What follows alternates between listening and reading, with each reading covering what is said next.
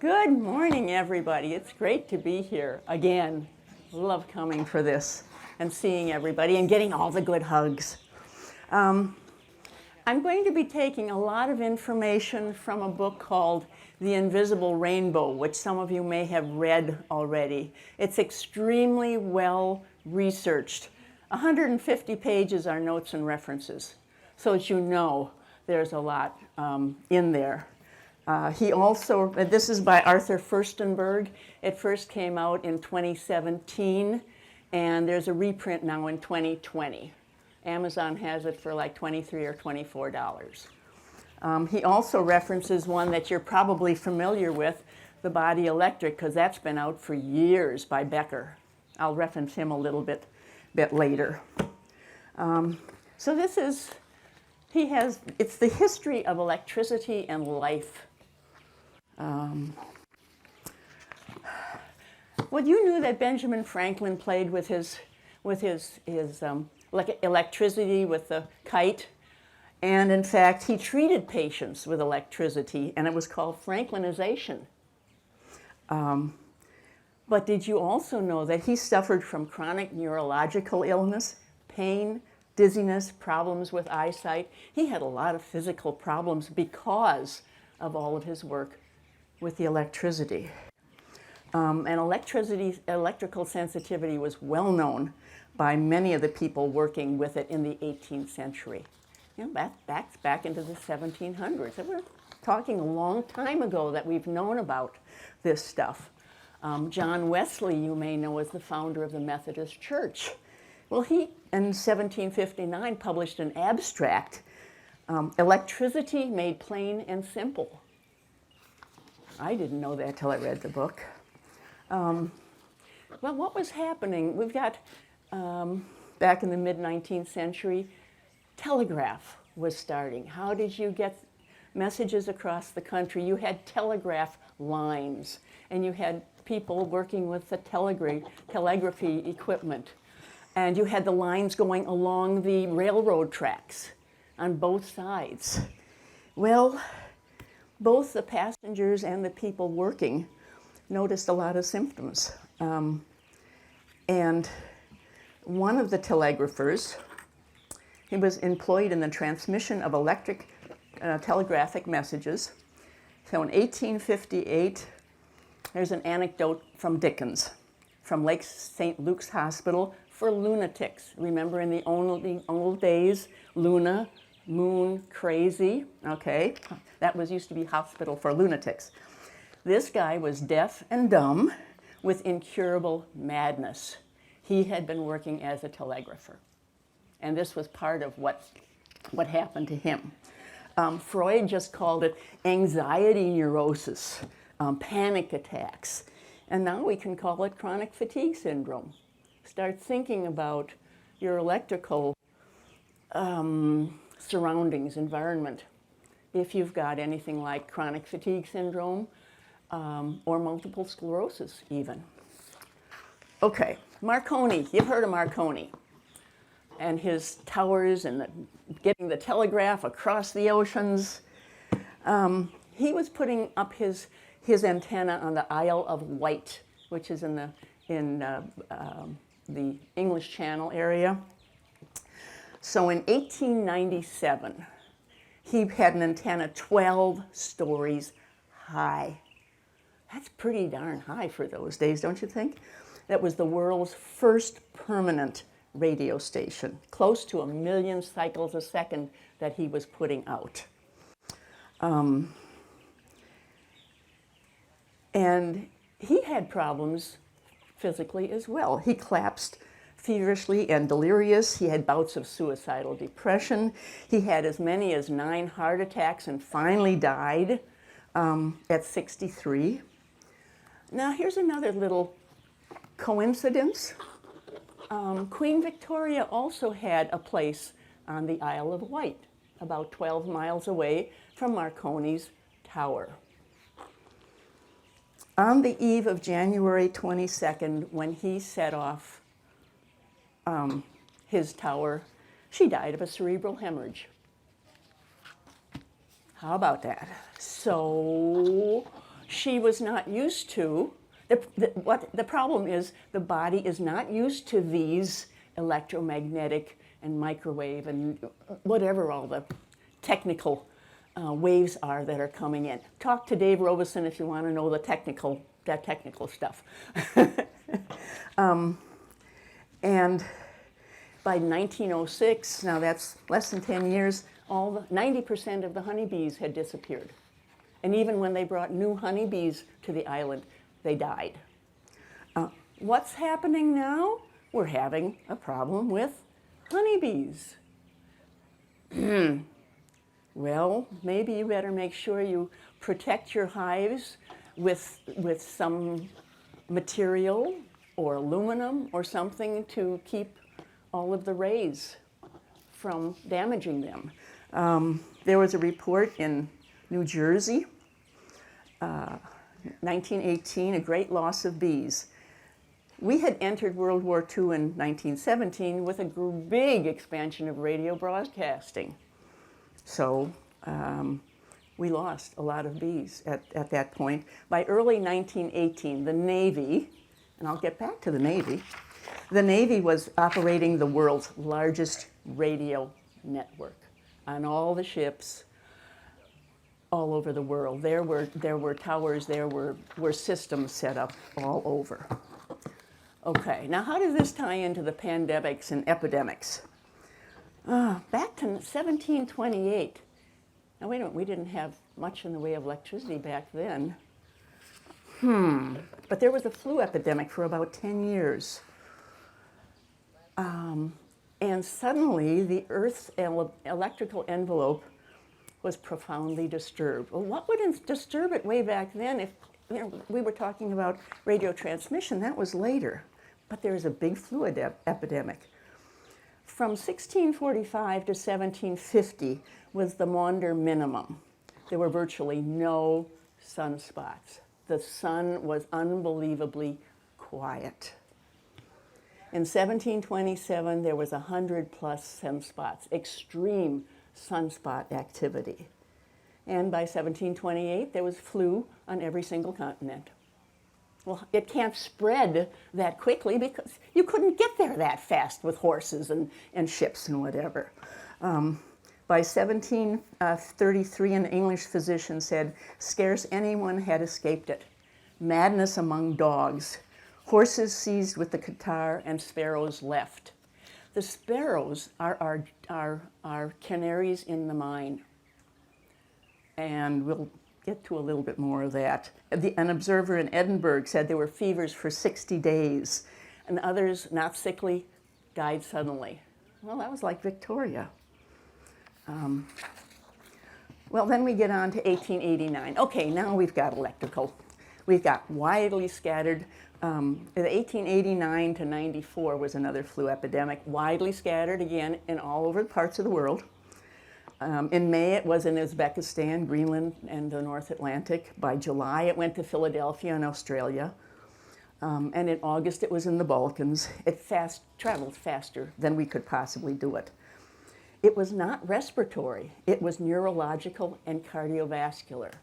That's where those red blood cell problems come in, and the blood clotting. And there were many mental effects. Well, you keep hearing of the after long-term effects of the pandemic now.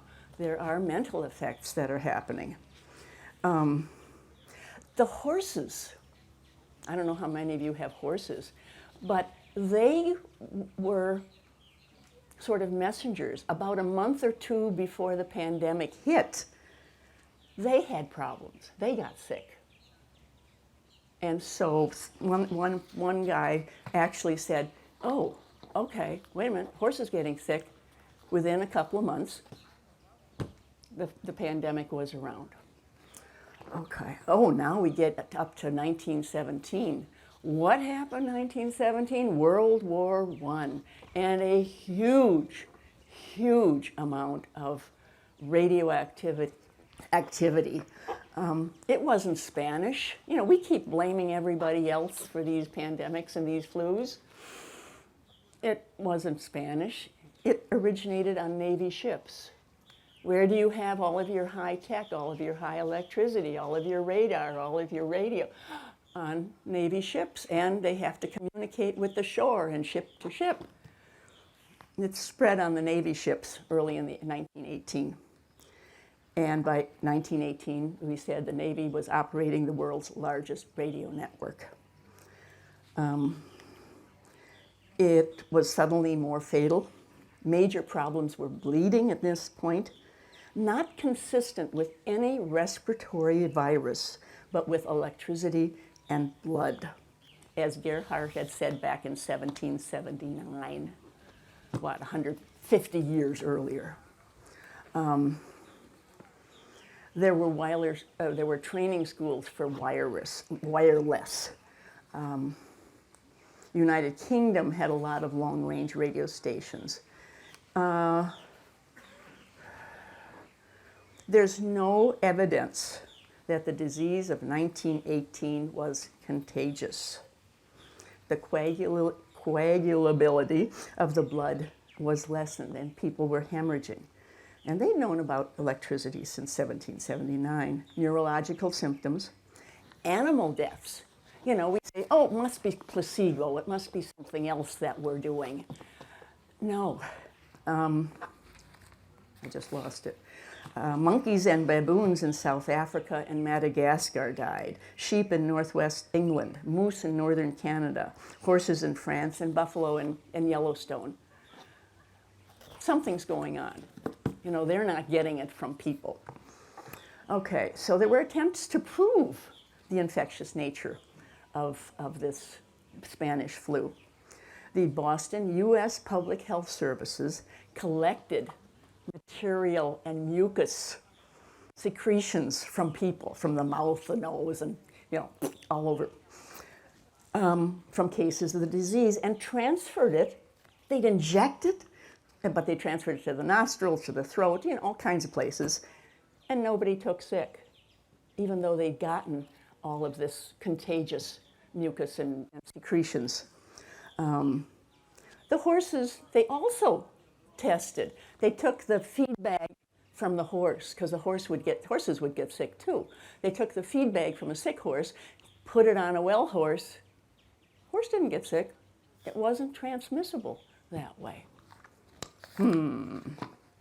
So, although, this is an interesting statement that he makes, about 1918. Although the infectious nature of this illness was widely assumed, masks, quarantines, and isolations were all without effect. Now let's bring this into modern days. This just came along across the wire in July of 2021. That's July 14th. Hey, that's not too long ago. The British Navy has COVID. Every single crew member fully vaccinated. Their flagship aircraft carrier has 100 crew members down sick with COVID. Several other warships in the fleet are also affected. Ships are currently in the Indian Ocean, but they've been vaccinated. They're still getting COVID. They're on the ships with what? A lot of electrical stuff, a lot of radar, a lot of all of that. Well, how about the 57, quote, Asian flu? Here we think it's Asian again. In the mid-50s, we had another major increase in radar to detect nuclear attacks. Okay, now we're into that next setup. And numerous systems were activated between 57 and 58. So, in February of 57, the fall and winter of 58 especially, it hit us. Oh, 1968, now we're getting closer. Hong Kong. Hey, those poor Chinese, we're really hitting them again, aren't we? July 68 to March 70. The initial Defense Communications Satellite Program of the United States, there were 28 military satellites that went up into orbit at altitude of about 18,000 nautical miles in the heart of the outer Van Allen radiation belt. It was operational in June of 68. Hong Kong was July of 68 to March of 70. You can draw your own conclusions. I'm just putting out the information. But if you want to know more about this, I highly recommend get the book and read it. It's very well researched. Robert Becker, mentioned him. I didn't realize he was an orthopedic surgeon. And one of the reasons he got interested in this electrical, how the body works electrically, is because there were some fractures that wouldn't heal. And he said, how come they're not healing? And whatever they were doing wasn't working. So he discovered in the 1970s that the myelin sheaths around your nerves, right? Your nerves are covered by the myelin sheath. They're really electrical transmission lines. Electrical, okay. And they contain our, one of the popular words around here, the glial cells. Glial cells are very important. Actually, back in 1854, a German physician discovered that myelin is a liquid crystal. That's even more fascinating. But, so the secret of healing the fractures, Becker found out, was the flow of the electrons. If you didn't have the flow of the electrons, the fractures didn't heal. So regeneration in your body is electrical, not chemical. How many times have your doctor tried to tell you, oh, take this or take that, for the chemical things? There must be the correct polarity, magnitude, and sequence of currents carried by the glial cells. If you have a pain in the arm and they give you acupuncture or something like that, you know what they're doing? They're reversing the polarity, and you get rid of your pain. A lot of you know about polarity. Okay.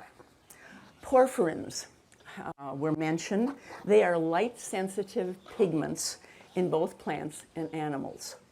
In plants, when it's bound to magnesium, we call it chlorophyll. And in animals, it's bound to iron, so the pigment is heme, H-E-M-E. Hemoglobin, yes, to enable the blood to carry oxygen. It's also part of the protein that delivers oxygen from the blood to the muscle cells. It's a component of the enzymes that transport electrons from nutrients to oxygen so that our cells can extract the energy. Well, here we go, more oxygen. What was one of the problems with this latest pandemic? Oxygen, okay. It's also a component of enzymes in our liver that detoxify environmental chemicals for us by oxidizing them. So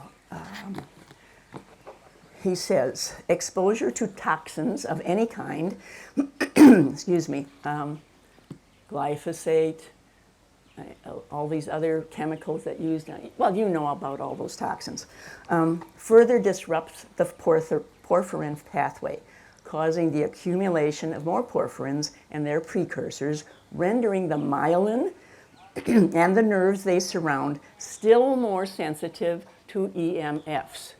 If you want to know more about the physical body effects of this stuff, talk to Judy Cole later. She'll fill you in on this new study that shows there's calcium dysregulation with the 5G. If you want the technical, you go to Dave Robeson. If you want the physical, you go to Judy Cole.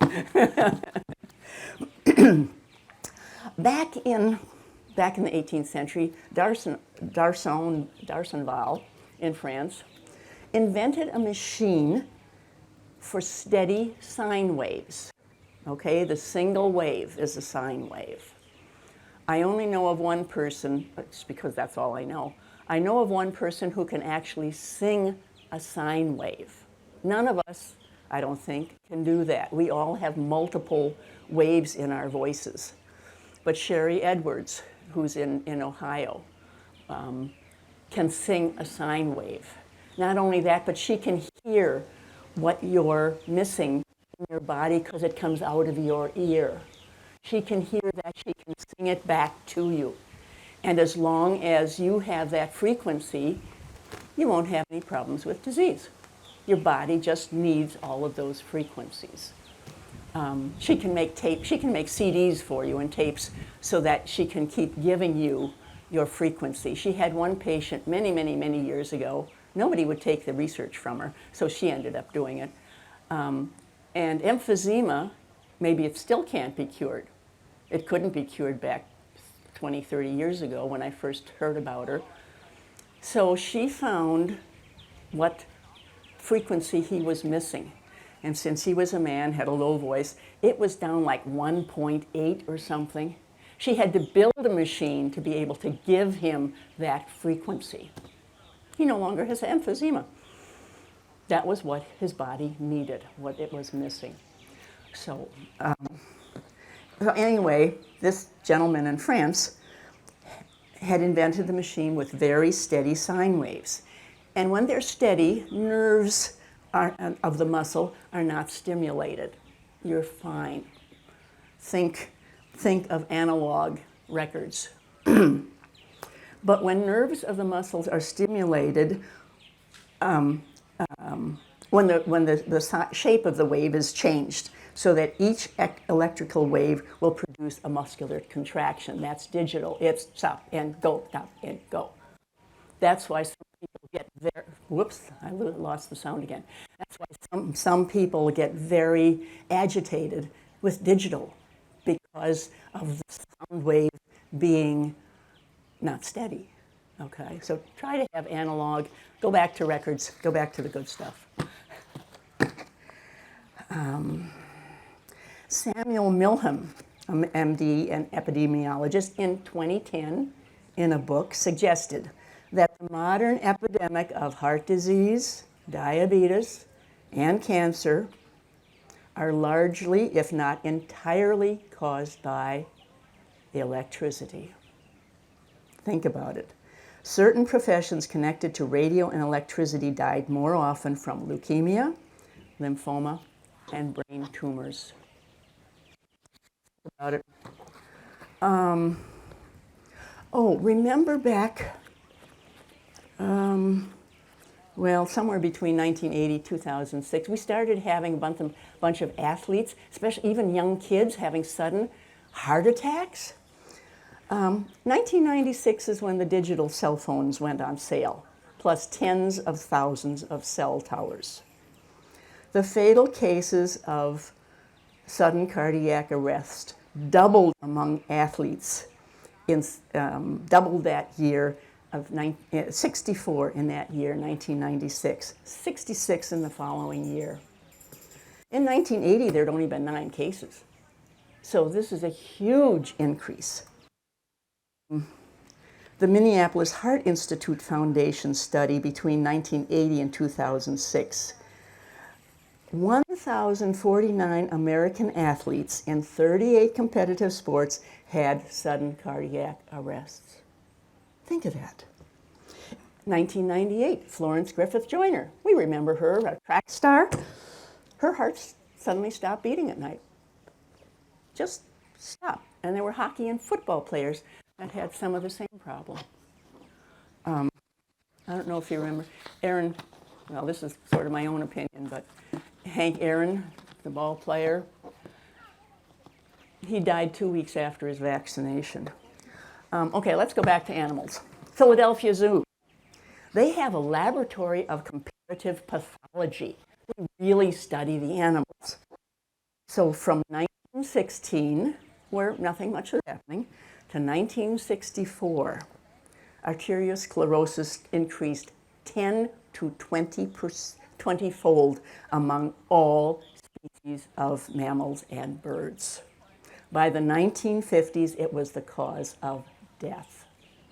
By 1964, the disease occurred in 25% of all mammals and 35% of all birds. We're killing them. We're killing them.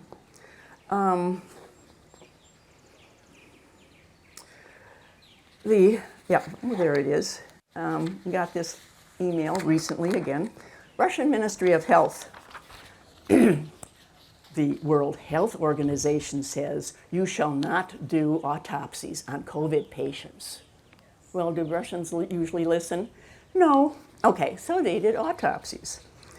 And they noticed that the blood vessels were dilated and filled with blood clots, which impeded blood flow and reduced the flow of oxygen. So Mary said, aspirin. They started treating people with aspirin, took care of things. They decided that it was not a virus, but a bacterium that has been exposed to radiation. Isn't that interesting?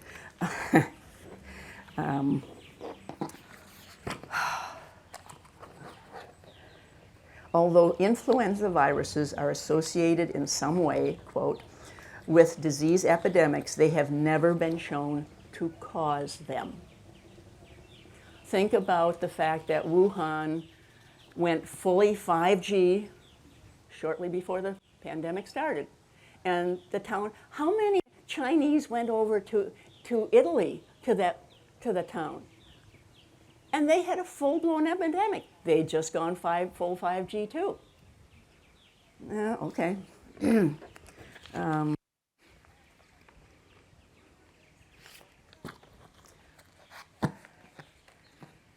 And yet, the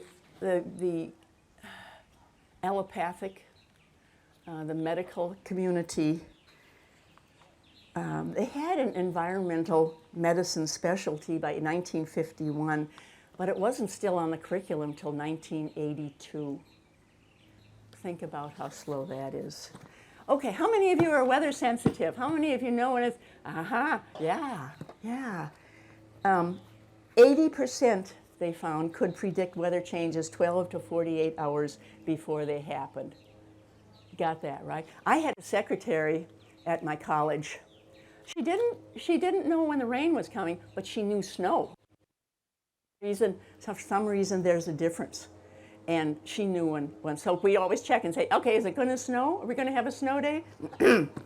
Did you know that many in the past were weather sensitive? Lord Byron, Christopher Columbus, Dante, Charles Darwin, Goethe, Victor Hugo, Leonardo da Vinci, Martin Luther, Michelangelo, Mozart, Napoleon, Rousseau, Voltaire, Ben Franklin, and the list can go on and on and on, because there were a lot of them.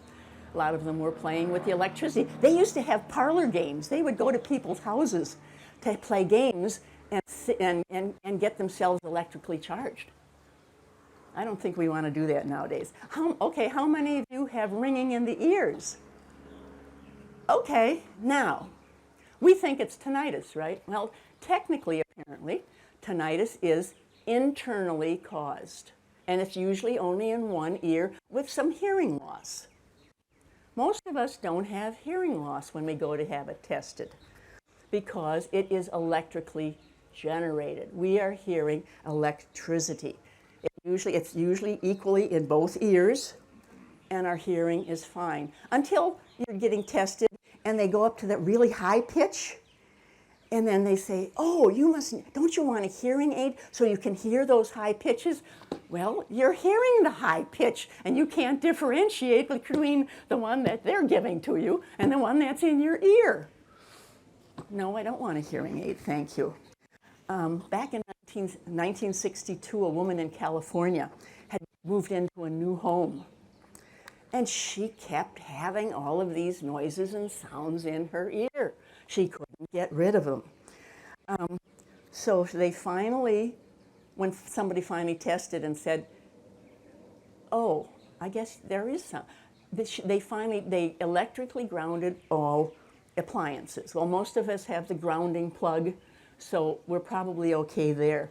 She had to have the utility company come in, put filters on the phone line, isolate the transformer on the electric line, and put sections of non-conducting pipe into the water and the electric lines. Then she finally, actually the best time was when the electricity went out. When the electricity went out, she said, oh, I don't hear it anymore. And then it went on and it was back. So if you have what you call tinnitus, you're just hearing electricity. And you might want to figure out how you can maybe change that. My chiropractor, I was in the office and I said, oh, my tinnitus isn't so bad. My ringing isn't so bad. She said, yeah, well, I have this box that messes up the electromagnetic, messes up the frequencies, because she's got a 5G tower right outside her office. And it was actually much better in her office. Some people actually hear the northern lights, because they're electrical. It sounds like the rustling of silk, apparently. Dairy cows will get sick because of dirty electricity in the ground.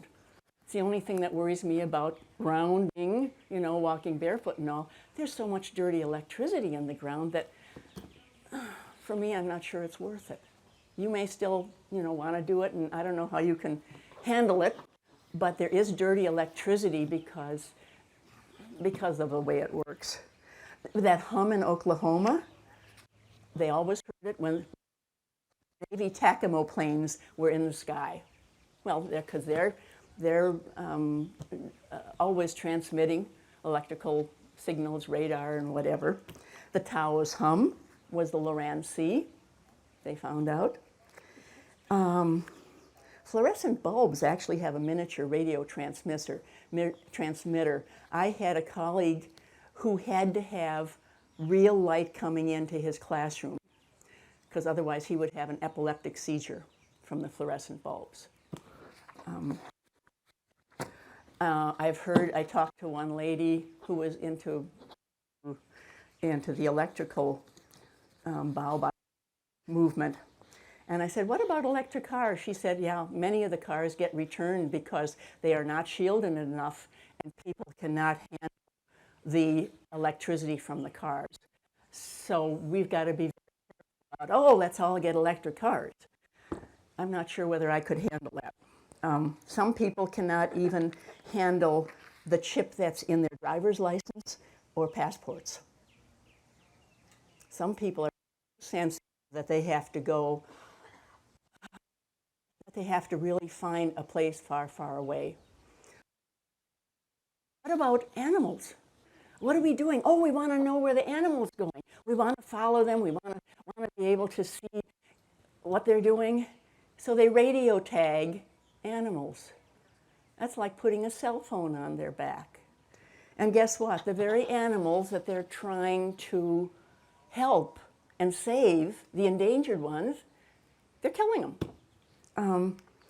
The sudden deaths of exotic birds, there's a sudden death of exotic birds immediately after being microchipped.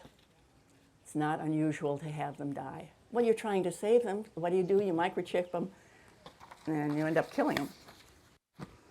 They actually, back in 2002, the National Park Service warned wildlife biologists that radio tracking devices could radically alter the very behaviors they are using the devices to study. This ties in with the birds coming to Allegan.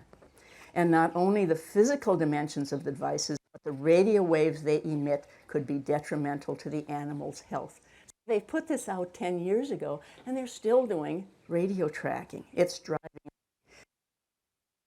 species further towards extinction. Sorry, the sound in and out. Okay, let's here. Maybe that'll help. Remember homing pigeons way back in the old days? They used to have races. They used to use them for military. They'd getting messages back and forth with homing pigeons. In the 1930s, now we're getting into all this radio and technical stuff. Large numbers were lost on their way with the expansion of the radio broadcasting.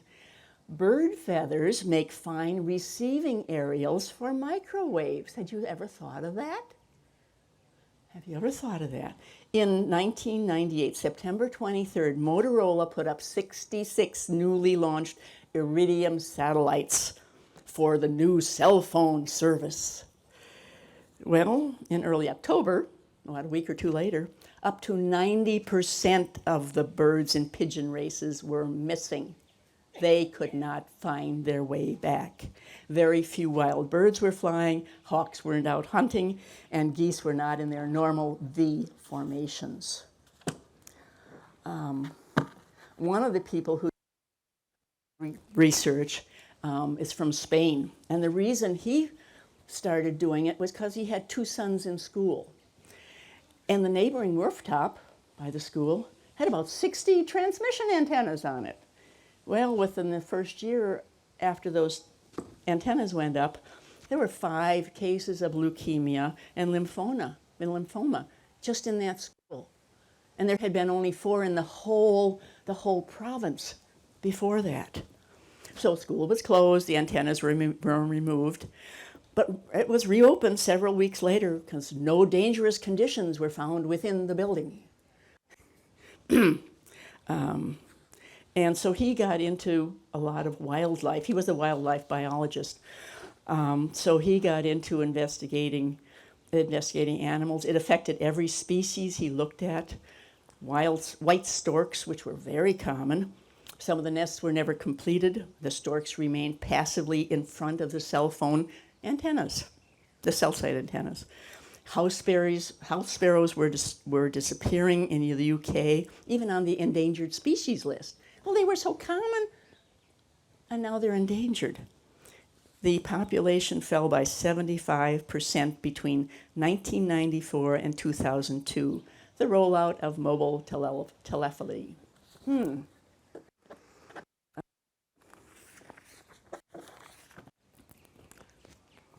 Zoologist in India had the same problem with the house sparrows. He says the continuous penetration of electromagnetic radiation through the body of birds affects their nervous system and their navigational skills. This is back in 2008, 2009. They become incapable of navigation and foraging. The birds which nest near towers are found to leave the nest within 1 week. Eggs that were laid in the nest fail to hatch even after 30 days. So any of the birds that are in places like that. And one last thing, because we haven't talked about spiritual aspect, but Phyllis Light says these damaging high-tech particles break up the energy above the crown chakra and create fragmentation of the energy field that then coagulate around the 7th chakra and block the influx of spiritual energy through the chakra system. Just think about it. Increase in depression, anyone? We're seeing a lot of that. Is that part of this whole picture? So just some things to think about if you need to ask me about any of these things, which I might be able to answer. I'm going to be leaving mid-afternoon, so try to get to me early. And thank you so much for listening to all this information. And go get the book and read it. It's really very interesting. Have a great day.